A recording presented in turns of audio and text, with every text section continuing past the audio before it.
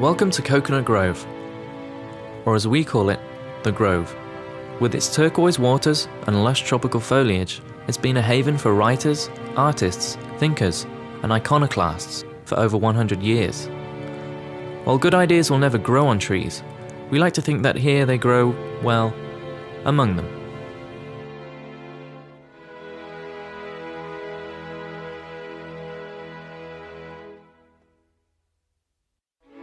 Architecture and cities really conditions our possibilities to express ourselves or to enjoy our life. They become the framework around our lives.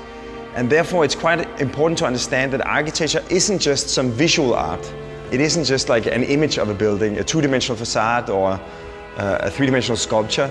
It's actually an inhabitable three-dimensional urban condition that actually creates or inhibits possibilities. So therefore, I think it is quite important in architecture to be able to communicate why the buildings look the way they do and what possibilities they create for the people inside the buildings and for the life between the buildings. That's Bjarke, of Bjarke Ingels Group Architects.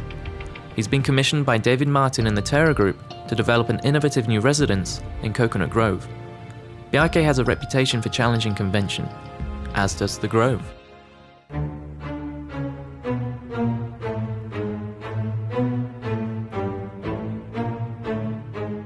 Coconut Grove has an amazing waterfront. It has an amazing boating life. It's really a special place. It has a soul and identity of being a very artistic, peaceful community. David talked about how Coconut Grove was really the epicenter of Miami. He really wanted to somehow reinvigorate it with this new development. I drove him through all the streets. I had him go to the Skya, to the Campan. Driving around the neighborhood with David, you can't help noticing the sort of incredibly lush nature. I love Miami in general, but if you were to drop me in one place and say, where are you? You'd know immediately when you're in Coconut Grove.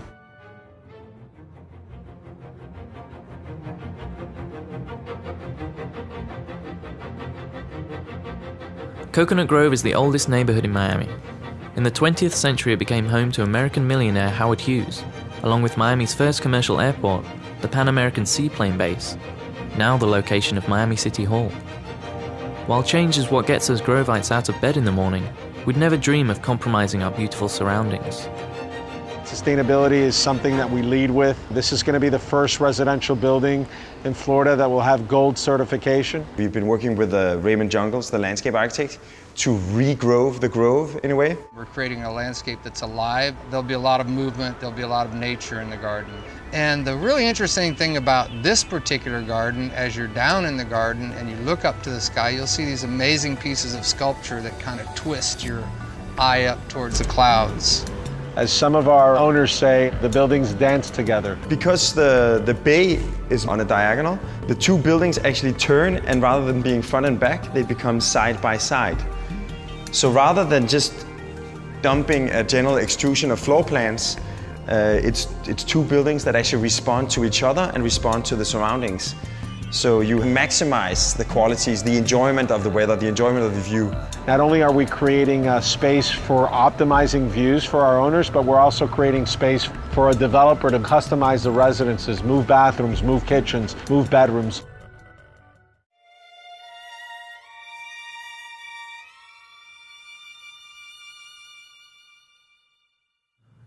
From the affluent to the influential, you could say that the people who find themselves in the Grove are as individual as the residences Bjarke and David are developing.